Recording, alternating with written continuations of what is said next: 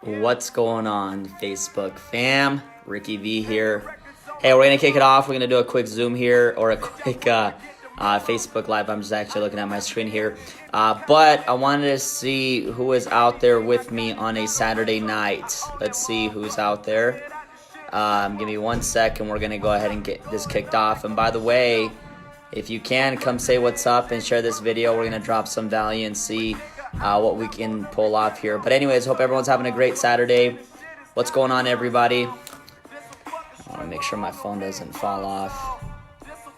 Okay, give me 1 sec here. How's everyone doing? Happy Saturday freaking night. It's crazy, man. We are under quarantine, as they say, and trying to make the best of it. So anyways, give me 1 sec here. I'm going to kick this off. Okay, what's going on, everybody?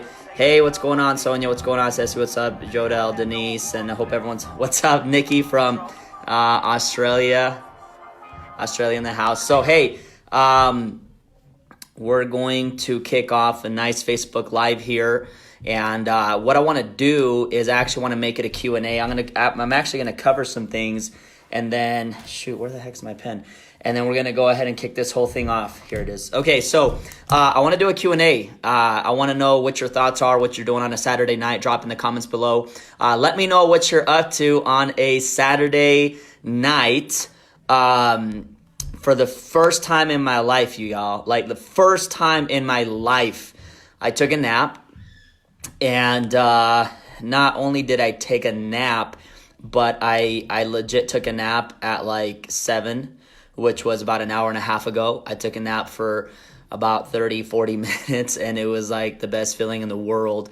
So I was like, oh, this is what it's like to take a nap in the evening. But again, like right now, like time is like an illusion because, you know, everyone's like at home. There's no school. There's nothing. And so anyways, David, is that hippie music? Nah, man, that's Drake called Trophies.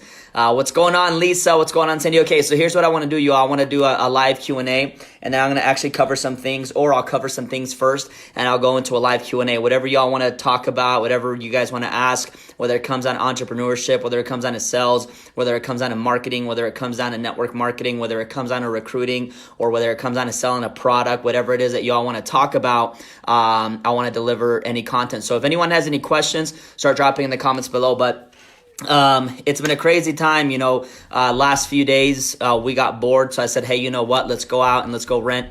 Let's go to a hotel. So we went down the street. We got a hotel because I needed a pool. You know, out here in Utah, it's still cold, so there's no pools. And so I rented a hotel for the fam, and there was a pool. So that was really nice to do. So anyways, Nikki says it's Sunday there.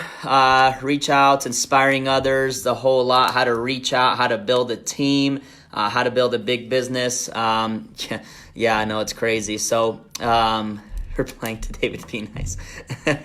Hey, it's all good. Okay, so check this out, guys. So, you know, we're heading into this year strong. You know, it's been like what, 91 days of the year so far, I believe, or maybe even less. What, you know, it's crazy because I've been getting questions a lot, you know. What are your thoughts on everything that's happening? You know, is that going to slow sales down? Are you concerned about this? Are you concerned about that? And, you know, it's like I was, you know, in that book called, Max Out by Ed Mylett. One of the things that he talks about is how, like, most people, when you take a look at your lifespan, I actually have it right here. Let me read it to y'all. It's actually pretty crazy. I think I've actually read it before. Or maybe I did it in like in a private group training. But this is the crazy part that kind of got me, because check this out, and it's gonna lead to what I was talking about here. But so for example, I'll give it to you like this. Okay, the average lifespan for a person that lives to be 78 years of age. Okay, here's what, like, so if someone, like, the average lifespan is 78 years old, right? And the crazy part is, of those 78 years, 28 of those years will be spent sleeping. Okay, that's crazy. So, you know, you're given 78 years to live, say for example, and 28 of those years are going to be spent sleeping. Okay, and then 7 of those years are spent lying awake, worrying at night. Okay, so I won't go into the rest of the stuff, but that means that 7 years of our lives, like if you're given 78 years to live, 28 years are spent, sleeping, right? Which is, I mean, that's normal. We all sleep. But then like 8 years are spent worrying about stuff that doesn't even happen, okay? And I'm not saying don't worry about what's not happening, and I'm not telling people to ignore stuff, right? Like obviously we got to be cautious about things, right? Like if they're saying, hey, you know what, we're going to be quarantined for 2 weeks, 3 weeks, whatever it is, make sure that you go out there and you're cautious about it. Don't just say, hey, I'm going to stay home and have a positive attitude that I don't have to. No, like be cautious about it. But what I'm saying is like, could shipping stop for companies? Maybe, right? Could like this cause less people to purchase a product? Maybe, right? Could could sales go down a little bit? Could, whatever it is, the answer is always a maybe, but we don't know. But I can guarantee you something, right? I can guarantee you something for sure, without a doubt, that no matter what, there's going to be quite a bit of people that come out of this time right now, because we saw it back in 2008, and there was a lot of people that in 2008, like when the economy crashed, during the next few years, there was a lot of people who became mega millionaires, right? And so I look at it the same thing. It's like you can have one of two attitudes, right? You can have the attitude of worry and say, hey, you know what? I guess shipping could go down, so I'm not going to build my business. I guess maybe people don't have money because they don't have jobs, so I'm not going to talk about my product. Hey, and you can talk about things that could happen and could be a factor, but at the same time, that doesn't determine anything, guys. This is not brand new. Whether it's the coronavirus or whether it's anything else, it doesn't matter. There's always going to be a challenge in front of us that we got to overcome, right? And not only are there going to be challenges, but even more, if you're that person that's getting ahead financially, if you're that person that's like breaking records in your company, you're the person that has more arrows being shot at in your back than anybody else out there. And you're the person that has like a target on their back, right? And so doesn't matter what challenges are going on. Doesn't matter how big you're winning. Doesn't matter how bad you're losing. Like you can come out on top, right? I said this a few years ago. I remember I was like, life is like long in a sense, right? Like life can be short, life can be long. But here's what I'll tell you is like, life can be very, very long. Forever is a long time, right? And the one thing that I've always practiced is understanding that like you got to be able to understand that like things come and go, right? And a lot of times like just because you're on top doesn't mean that you're on top forever. And if you're on top right now, eventually someone's going to be on top as well, or someone's going to surpass you, right? Like I remember being in my early 20s. I'm 31 years old now, but when I was 20 years old, like nobody wanted to give me a shot, right? When I was 20 years old, I remember reaching out to 6 and 7 figure earners, trying to pitch them my business at the time. I had nothing. I had no success yet, but I was reaching out to those people. And I remember one person saying, hey, I remember so I reached out to a lady. She was a 7-figure earner. I think I was like 21 years old, and I reached out to her and I said, hey, this is what I'm doing with my business. I'd love for you to take a look. I was very professional about it. And one thing that she told me was, she said, hey, why would I ever, even if I liked your company, she said, why would I let you sponsor me? Right? Why would I let you sponsor me? She's like, I made 7 figures. You're nobody in this industry. Why would I let you sponsor me? Right? Now, most people might get upset at that. And I mean, it pissed me off, right? I was upset, but at the same time, I'm like, she's right. And I remember screenshotting that message. I still have it in my inbox today. And it's still in my phone album today, because I have it with me all the time. And guess what? Today, now I'm 31 years of age, and I completely out-earn her. I'm not going to talk about names, but and she's a top earner of her company, and I completely dominate and I out-earn her, right? And so I let it fuel me, right? And what I learned was that just because there's somebody who's a nobody today doesn't mean that it won't be that person that you're looking up to in a few months from now. So you got to make sure kindness and humility is part of your swagger every day, because you don't know who's going to be on top. It could change, and it could change very, very fast. Anyways, I'm getting off topic here a little bit, but someone asked, does there mean that there could be a delay in orders? I don't know. I don't think so. But you never know, right? I can't guarantee anything. Anyways, so that's just some thoughts there. If anyone has any questions, I'm going to dive into some Q&As. But I spent a lot of time in this industry. I spent 11 years. And here's what I could tell you all. Something that stands true to this day is like, I'll start it like this. Like I was 18 years old.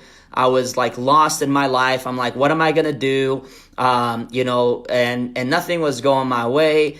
I was getting ready to graduate high school, and I was just thinking, like, what am I going to do with my life? Because I don't know if like I don't know if people know what they really want in life when they're that age, or if they just pretend to, or if they just do what mom and dad said or say to do. But what I can tell you is like, I was never that guy. I wasn't just going to do stuff because mom and dad told me to do it. Like, I mean, I was very influenced by my parents, and my parents are amazing people. But when I was 18 years old, a big part of me just knew that I was destined for something different. Like, I wasn't going to go the traditional route of going to school and getting a job. But again, I graduated high school, and it was like, well, what am I going to do now? And I went to college anyways, because there was nothing else that I had found that I was going to do. And I remember just getting into college, and then I got a sales job. And when I got this sales job, guys, I became very serious about sales, because when I learned that you could make unlimited commissions, I got excited about it, because from a very young age, I was always like, when people would ask me, what do you want to do with your life? I'd be like, I want to make a lot of money. Like, there was not much purpose behind it, but I felt like it, now that I look back, it wasn't just the money. It was like, I wanted freedom. I think when you grow up, like, you grow up and you're told what to do. It's like, hey, you have to be this religion, and hey, you have to go to school to do this, and you should go this career path, and you should do this, and you should that. And so you're told to do so many things, and people just do it, right? A lot of people are just like walking zombies that just go with the flow and do what they're told. And I wasn't like that. I wanted something different. And so I think that by me saying I wanted a lot of money at an early age, it was just me expressing that I just wanted freedom. I didn't want someone's thumb over my head or over my back. I didn't want to be the person that just depended on anything. And so I got into the entrepreneurship world, and at age 20, I dropped out of college. I quit my job the same day, and that same day I joined network marketing. And I got serious, guys. I got really serious, because I heard somebody say that when you get into an industry, there's two types of people. There's those that just want to participate, and those that want to completely dominate. And I don't like to be just some average mojo. Not that that's bad. I'm just saying, like, I like to dominate things. I like to really just get in and just leave a statement, make something big happen. And so what I did was I became a student of the industry, and I just learned. I absorbed my brain into powerful things day in and day out. And here's what I'll tell you all right now. I've been in the game 11 years. And so I look at it and I'm like, and to me, this is like my breakthrough. 11 years in, and to me, this is my breakthrough. Yeah, I've made money in the industry, all good stuff or whatever, but my breakthrough didn't happen when I was 20. My breakthrough came when I was 31 years old, 11 years in the game. So people might look at me and be like, bro, how is it that you're doing this or that? Or how is it that your team is this size? Or how is it that your team did $1 million in volume last month, 2 million this month? And it's like, guys, that's 11 years in the game. Are you prepared to become the best 11 years from now? I'm not saying it should take 11 years. I look back at a lot of things and I'm like, man, I could have done a lot of things differently. But at the end of the day, like, it is what it is. I'm here today. But I was prepared with a mentality of like, I ain't quitting. It's just a matter of time. It's a matter of time before things happen. And so I just kept at it, and I kept at it and at it and at it. I remember a guy saying, if you want to be the best in your industry, you got to study and you got to work to eventually become irreplaceable. So you got to look at yourself in your life right now and be like, hey, could I be easily replaced, right? Like if my company would go down today, would people come out seeking me, right? You want to be that person that's in high demand. And trust me, like, you'll know when you're in high demand, because you got companies calling you, you got people calling you, trying to offer you the world. But I worked for that for 11 years, and it took me 11 years, guys. And guess what? For 11 years, I felt like a lot of people looked at me like, get your shit together, right? But you know what? Like, I knew my path. I knew where I was going. I was focused, and I wasn't going to quit. So anyways, I'm getting into different things right now, but if anyone has any questions, drop them in the comments below. Someone asked, what were you going to school for? I have no idea. Partying and girls, I guess, at the time. So I was 20 years old. I got in, and you guys can just ask questions along the way, but I was 20 years old. By the time I was 22, so 2 years into network marketing, I wasn't making any money. I think in like 2 years combined, from 20 to 21, or from 20 to 22, I think I probably earned like $500, $700, maybe a little bit less, maybe a little bit more. And so I remember being 22 years old, and I was thinking, like, I'm in trouble. this is not going good. This is not going the way I want it. But nonetheless, like I kept, like, I remember so many times where I was broke. I remember so many times where I was just trying to gather a few bucks to get enough money to have some gas in my car to go to that next event. Like, I remember all those moments and like the struggle. Now that I look back at like the climb to the top, like it was all worth it. But at the time it really, really sucked. And so when I was 22, I was like, you know what, I'm going to get a little bit more serious about my business. And I got a little bit more serious, and I finally turned my income to $500 a month. Now at the time, you all, like $500 a month, isn't a lot for most people. But if you're 22, you got no debt, you're still living at home with mom and dad, like $500 a month to me, I was like balling out of control. It was like, dude, I'm balling, right? Like my only bill was my cell phone bill. Well, all of a sudden I'm 24 years old and I got engaged to my wife, and I was like, crap, $500 a month is nothing. So I went and I got a job 2 weeks before we were going to get married, and I hated it, but I'm like, you know what, I'll do it. So I got this job. And so I told my job 2 weeks in, I said, hey, I'm going to get married and I need 4 days away from my honeymoon. And they said, you can only have 2 days. And I'm like, I want 4 days. And they're like, you can only have 2 days. I'm like, I'm going to take 4 days. They're like, no, you can't. And I'm like, I am. So I took a 4-day honeymoon. And of course, when I got back, I got fired. So I didn't have a job anymore. And so what that did for me at the time, and by the way, I'm not recommending that. Don't be like weird and crazy like me. But I was like sitting there 24. I had just gotten back from my honeymoon. I had my wife and my son, and $500 a month wasn't going to cut it. So what I did was I said, you know what, I'm going to go online and I'm going to Google some of the top network marketers in the world, and I'm just going to bother them until they pay attention to me. So I reached out to a boatload of like top networkers. I met a couple of guys that were earning, close to 7 figures a month in the industry. And I said, hey, I suck at this thing. It's been 4 years. I'm horrible. I'm not making any money. I said, but I need something to happen. I don't know what your company is. I don't know what your product is. I don't really care. I'm like, just tell me how much it is and I'll join as long as you guys take me under your wing and you mentor me. So over the next 2 years, guys, these two gentlemen, they mentored me a lot.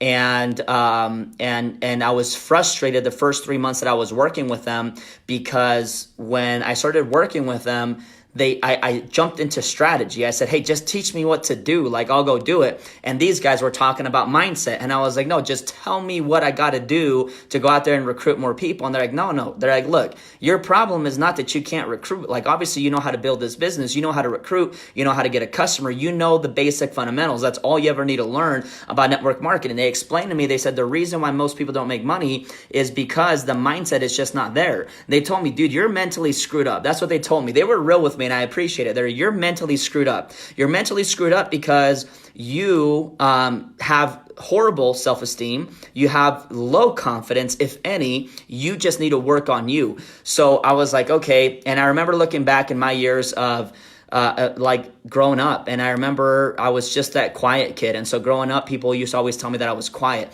I used to get introduced as the quiet child, right? I remember someone reading to me an article when I was 9 years old. They said, hey, quiet kids tend to become troublemakers when they're in their teen years.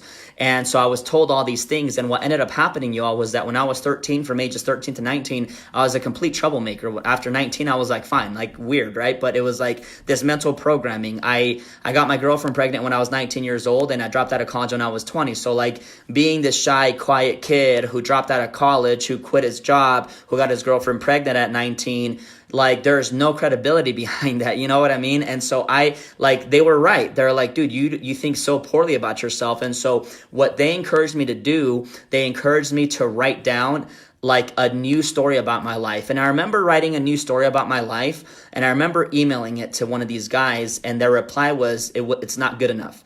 Write it again. And I did it again, and I sent it back to them, and they said, hey, not good enough, write it again. So I was honestly I rewrote it about 5 or 6 different times. Finally, it took me a month to get the right piece down. And then they said, you need to immerse your brain into this story. You need to affirm it day in and day out. You need to visualize it day in and day out. You need to become this brand new story. And I started to just get obsessed with this new story that I had created about myself. And 3 months later, I had a team of 6,000 distributors in my organization. And I looked at that experience and I was like, and so all of a sudden I became this company rock star, right? I was like 25 years old.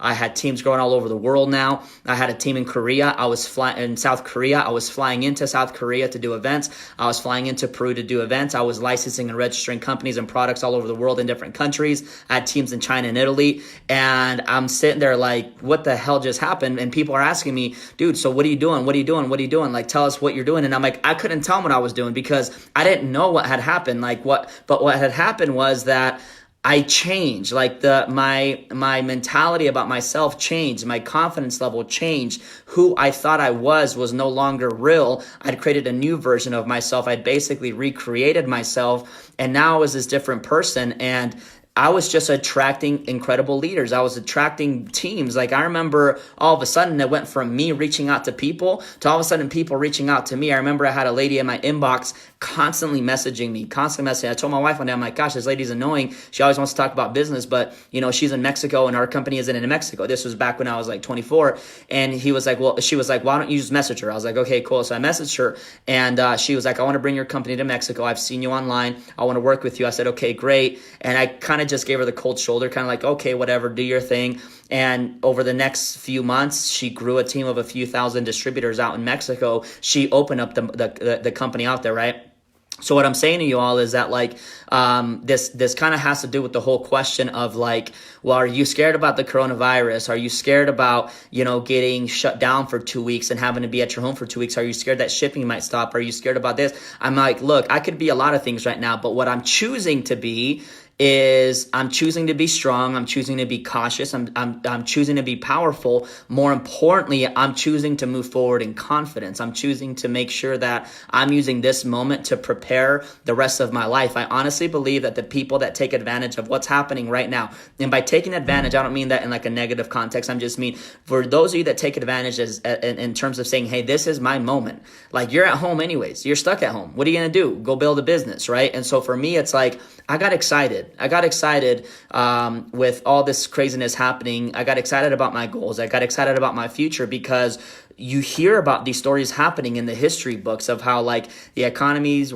came down, and next thing you know, it's what created multi-millionaires, right? One of the people that I was studying was a guy that was a real estate investor, and he was a gentleman who made $40 million during the Depression, right? He talks about how like he actually bought and he resold a commercial property 3 different times, and each time he made $4 million profit on it, because that's just what real estate does. It goes down and it spikes back up. And so I looked at that, and as I've studied these things, because when it was 2008, I had just graduated high school, so it wasn't like I knew about network marketing anyways. So now that like I've seen all this happen, I saw the 2008 crash, I've seen all these things go up and down, I realized that downs are just part of what it is. Like, it is what it is, and then there's always ups. And the people that come up and not only like get back to where they were, but quantum leap, 10x, 100x, whatever, are those people that didn't stop. They just kept going and going and going. They didn't choose to immerse their thoughts into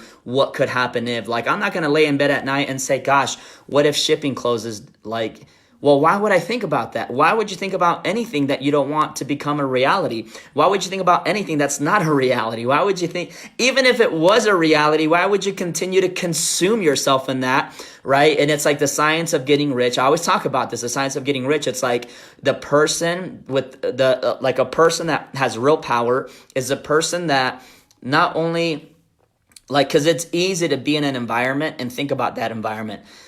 Meaning that it's easy to be surrounded by disease and think about disease. But the person with the powerful mind is a person that says, no, even though there's disease, I'm only going to choose to accept health. Even though there's poverty, I'm only going to choose to accept wealth and abundance and success, right? It'd be that person that chooses. Like, you don't have to immerse yourself into everything that's happening, right? Again, be cautious. Make sure that you're following what you need to follow protocol, but choose to think about different things, right? So anyways, let's see. Does anyone have any questions? I want to drop a Q&A. I want to do a couple Q&As, a couple questions if anyone has any. If not, I'm going to wrap it up. It's 9 p.m. here in Utah. I can't believe that.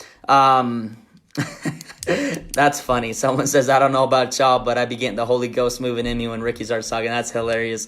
But anyways, I would love to answer any questions. Cheryl Roberts says, I've been working on my confidence for a while now. And guys, having your confidence is so crucial to building this business because here's what I'll tell you. It's like I was doing a training for the team the other day and I was saying, you got to have your power list. What is your power list? You got to have that 4 or 5 things that are non-negotiables. Do you have non-negotiables in life? Right? Do you have those things that come heck or high water you got to do every single day? Right? Oh, but you got to watch Netflix every day. Right? Like, and I'm not saying you can't watch Netflix. I'm just saying, like, if that's part of something that you do every single day, that's fine. But you also got to realize that success demands the same thing, right? Like, so what are your 5 non-negotiables every single day? What is that 5 things on your power list? And it doesn't have to be 5 things, y'all. It could be 3 things on your power list. It could be 4 things on your power list. And why is that directed? Why is that so connected to confidence? And I'll tell you why. It's because of this. Like when people think about confidence, they think that confidence has to do with what people think about them. Confidence has to do with outside in. Confidence is inside out. The reason why most people don't have confidence, like the reason why I had crappy self-esteem and I had no confidence was because I didn't trust myself. When you don't trust in something, there's no confidence in it, right? If you don't trust a relationship, there's no confidence in it. You have a lot of doubt. So like confidence means that you trust in something. The moment you lose confidence is because you started to lose a little bit of trust. So what happens is when you have a power list of 3 or 4 things that you have to do yourself, doesn't matter what your team is doing, doesn't matter what your upline is doing, crosslines are doing, you have to make sure that you have your power list in front of you and that those 3 things or 4 things or 5 things that you do every single day. And here's what I could promise you is that the moment you start doing your power list and you commit to it every single day, it only takes about 4 or 5 days to where all of a sudden your confidence level goes from here to like, boom, it goes up a little bit, right? But on the same token, right? Like your confidence level could go up here, but next week, if you stop doing your power list, it goes down. And why is that? It's because you know what you should be doing right now. You know the things that you should be doing day in and day out to build your business. You know what you should be doing day in and day out to get into shape. You know what you should be doing day in and day out to gain more knowledge about your industry or your business. Like we all know what to do, right? We're not clueless here, right? Like we know that when it comes on to network marketing, we talk to people because we want to get customers, we want to get distributors. But if you're not talking to people and you know you should be doing it, you start to lose confidence in yourself. You start to lose trust because you don't believe that you're actually going to talk to people every day, right? And so the moment you write down a power list and you start to follow through on that power list, you start to keep the promises that you made yourself, not the promises that you made to others. Lie to others if you want, but don't lie to yourself. You can't look in the mirror every single day and say, gosh, did I do those 5 things? And you can't lie to yourself and say, yeah, I did, even if you didn't, because you can't lie to yourself, right? Like you got to keep it real with yourself. And so every single day that goes by that you look in the mirror and you ask yourself, did I do that power list today? And every day that goes by that you say no, no, no, your confidence level starts to take a dip, and you get to a point in your life where you don't know how you got there. And the only way to get yourself out, because you're the only one that can get you out. I've dug myself in a hole before, and I dug myself out is by saying, okay, where did I go wrong? And what can I do every single day to get me out of this mess? And eventually, just by doing those things consistently, your confidence goes up. You start to trust yourself more. You're following through on your promises to yourself, and eventually you come out of it with insane amounts of confidence. Okay, so let's see. Someone had a question. Let me see here. How long, if you could give advice to your 24-year-old self in this industry, what would you tell him? That's a powerful question. If I could give myself any, like, in fact, not only do I wish I could give myself advice, like, go back and give myself advice, I wish I could go back and just like slap myself in the face and say, dude, step it up. Because time is going to go by anyways. Like what, you're trying to get rich when your kids are out of the house, or you're trying to get rich now, right? Like that was my mentality back then. Was like when I was 24, I felt like I had all the time in the world. And yeah, you do have a lot of time, but it's like time goes by fast before you know it, like your kids are grown, right? Or whatever it is. And it was like, if I could go back to my 24-year-old self, I would slap myself in the face and say, hey, no matter what, you're going to have to do the work anyways. So you're either going to allow yourself to have it take you 11 years, or you're just going to knock out the work in 1 year. right? Like when I launched with my current company on December 1st, I made a commitment to myself. And that commitment was that I wasn't going, like that the work that I was going to do in a 5-year window, I was going to do in 30 days, because I didn't want to be that person that talked to 1,000 people in 5 years and recruited 100 people in 5 years and finally made it to the top in 5 years. I said, no. You're going to do it this month, period. And for that first month, even till this day, it's insane amounts of work. Now, I'm not saying like everyone has their own style of work. I'm just talking to like what I would have told myself when I was 24 is get your butt to work, dude. Like just get the work out of the way as fast as possible so that you can enjoy the reward. A lot of people, like you hear a lot in this entrepreneurial world, you hear a lot of fancy quotes, and not all of them are true. Like, I don't necessarily believe that you have to love what you do. In fact, Tim Grover, the guy that wrote the book called Relentless, and by the way, go pick up the book called Relentless. I think somebody asked about leadership book. Go pick up the book called Relentless by Tim Grover. He was the basketball trainer, not the coach. He was a trainer for Michael Jordan, and he was a trainer for Kobe Bryant and a lot of top athletes. And one of the things he said was that you don't have to love what you do.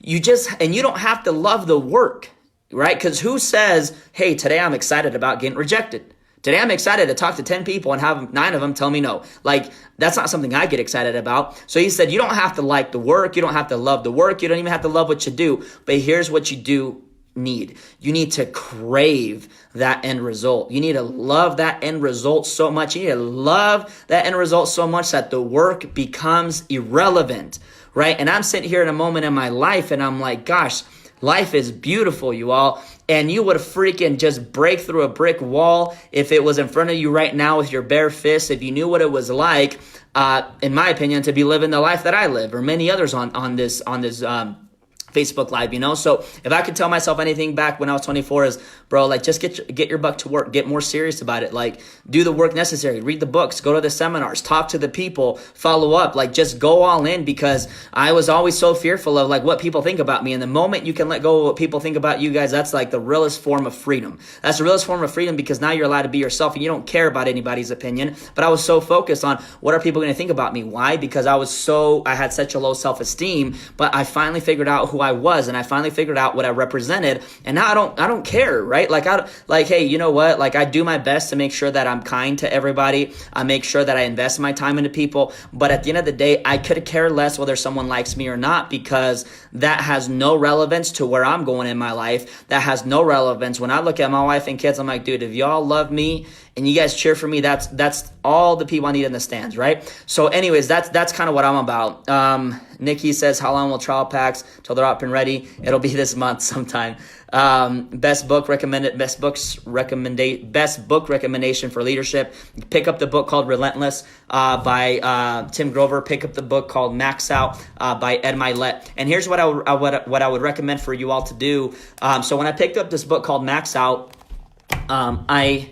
I read it 6 times before I picked up another book, because like when I look at books, I'm like, I like to look at what the names of the chapters are to see if there's even any interest on my end. But when I looked at like max out your day, max out your mind, max out your confidence, max out your body, max out your goal setting, max out your will to win, I was like, I want to know how to max every part of my life out. So I'm going to, so I read that book, and it was enough for me, like, because people think that you got to consistently read new books, and I don't really think you do. I mean, you can if you want to, but the problem is that it's like the more books you read, like it's good, but if you're not applying it, then you get to a point in your life where it becomes you become numb to the information. Like you read it and you're like, wow, that's cool. Wow, that's really powerful. Wow, that's really motivating. And then you put the book down and then you go sit on the couch and watch more TV, right? Because your brain starts to become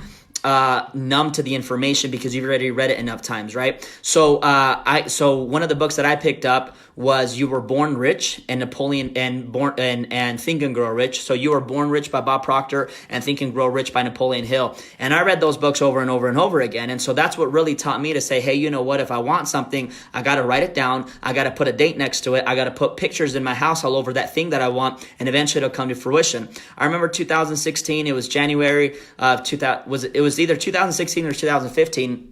But what I did was, it was January 1st, and I wrote down what my goals were for that year. And when I was writing down my goals, I said, you know what? My biggest goal this year is just to take my wife and kids to Disneyland. And I wanted to take them to Disneyland with class, right? Like, I didn't want to drive to Disneyland. I didn't want to go to the store and buy, bread and peanut butter and make peanut butter and jelly sandwiches along the way to Disneyland where we're driving, because I want to save money, right? I wanted to splurge on them. I wanted to buy the best flights. I wanted to go and go to Goofy's Kitchen. I wanted to just do the whole thing, right? And it was just going to be my wife and I, my son Bronson, my daughter Brooklyn, and it was a trip that was going to cost around $7,000. And I said, that's just what I want. Like, I want to just have enough money where it's like $7,000 ain't nothing to me, right? So, what I did was January 1st, I put out on a calendar, I said, as of December 5th of 2016, I am taking my wife and kids to Christmas Disneyland, because I wanted to take them to the Christmas festivities out there in Disneyland. And so I put that on my calendar. And what I did was every single day I rewrote that goal down in my notebook. Like, I'm so happy and grateful now that I'm taking my wife and kids to Christmas Disneyland as of December 5th.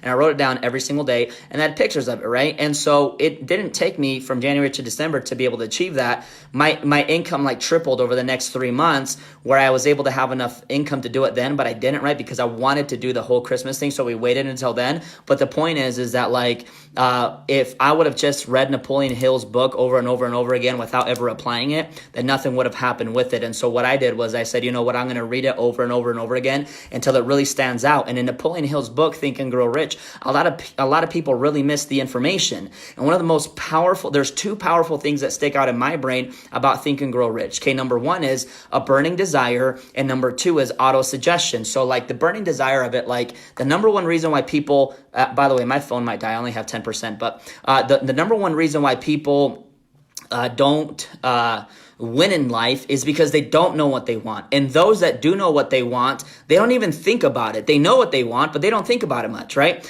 And so the first chapter of Napoleon Hill is a burning desire. And it talks about what a burning desire is, but it doesn't, like, I don't really feel like it does, like,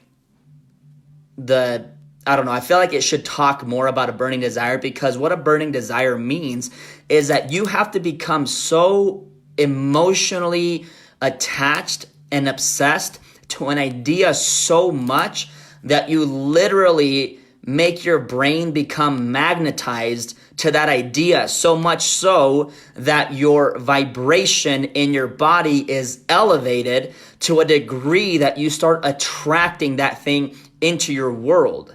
Okay. And like, so people might say, people like January 1st comes along and they say, oh yeah, I want this, I want that, I want this, and that's it. But it didn't really develop into a burning desire. Like, you have to turn that thing into a burning desire. But here's the cool thing. It doesn't tell you just a burning desire. It actually tells you a burning desire. It tells you how to develop that burning desire, which is what? It's by creating faith. But then it talks about, well, how do you develop faith? You develop faith through autosuggestion. At least that's one form of faith, is autosuggestion, meaning that the moment the more you say something to yourself over and over and over and over, over and over and over again, eventually you'll get to that point where you just believe it. So that's a real powerful thing right there. So I love the burning desire aspect of it, and I love the auto-suggestion of it. Anyways, let's see what else. Let me scroll down here. Your best advice and plan of action, I guess you could call it, for someone wanting to go diamond in the company. I would say go out there and sponsor 30 people. Put 15 on your left, 15 on your right, and then work as hard as you can to duplicate them and get into those lifestyle bonuses. Okay, let's see. Let's see if anyone has. Sorry, I'm scrolling down here. I got stuck up there. Move and shake. Okay, those new to network marketing, how do you recommend they get started? That's a good question. So if someone's brand new to the industry, here's what I will tell you. My biggest advice is forget everything that most people are talking about, number one, because there's so much nonsense out there. But I always, okay, so I made this example yesterday, and I'll break it down into two things. Number one is, let me see if I can. Hey, babe, my wife, if you're out there watching, will you bring me a charger, please? Can someone text my wife and be like, yo, Ricky needs a charger? Okay, so those new to network marketing. Here's the thing, okay? What I would tell you is identify in your company, right? It's different in different companies. Identify in your company what's a couple of things that you can master that drives the whole behavior of the compensation plan. Because the biggest thing about network marketing where people go wrong is that they think that they need to know every detail about a product and they need to know every detail about a compensation plan, and you don't. All you need to know in terms of a compensation plan is what are the two things in the behavior of the plan that drive the whole thing? What are the two things that, like, if you just did that, it would take you to your destination? And I always make the example of a car. All right, you can have gas in your car. It could be the fastest vehicle. You could turn it on. It could be ready to go. But unless you have a steering wheel, you're just going to crash, right? You're not going to go to where you really want. So what you need to do is you need to focus on the couple of things that drive your business, right? And our company is our 50% retail model, and it's also the lifestyle bonuses. And if that's all that you master and that's all that you ever teach, you're going to have a lot of success. The second thing that I would say is, so like picture you're at the circus and you're like on a one-sicle because you're a plate spinner and someone throws you a plate and so they throw you one plate, they throw you two plates, three plates. By the time you get to your 12th plate, you might fall over and it might break and you might burn out. And in network marketing is the same thing. Like for a new person that starts to get maybe one customer or two customers, and eventually what happens is they start to manage their team instead of continuing to do what first got them there, right? And so you're not looking to be a plate spinner. You're not looking to add more plates. You're looking to add more plate spinners. So regardless of what's going on, find the two things that are driving your vehicle and then just do those over and over and over again, regardless of what's going on in your organization. Like ignore what's going on in your organization. Just continue to do the simple steps over and over and over again until finally one day, like it just duplicates. Okay. And then, of course, and the last thing I would add to that is become a student, right? I became such a serious student at such a young age that I focused and I said, hey, you know what? I'm going to become the best, and so I'm going to study the best. And I started to go on YouTube and type in discipline. I used to go in and type in success motivation. I used to type in, and I used to get so mentally immersed with successful people on the internet, on YouTube, by just hearing their words. And I started to really duplicate that over and over and over again in my life, day in and day out, right? So go out there and figure out what drives you and find people that are doing and having and achieving the things that you want, and just follow what they do. Okay, guys, I'm going to wrap it up. Otherwise, I'm not going to be able to save this. But thanks so much for spending time with me today. Y'all have an incredible weekend and go out there and get after your goals.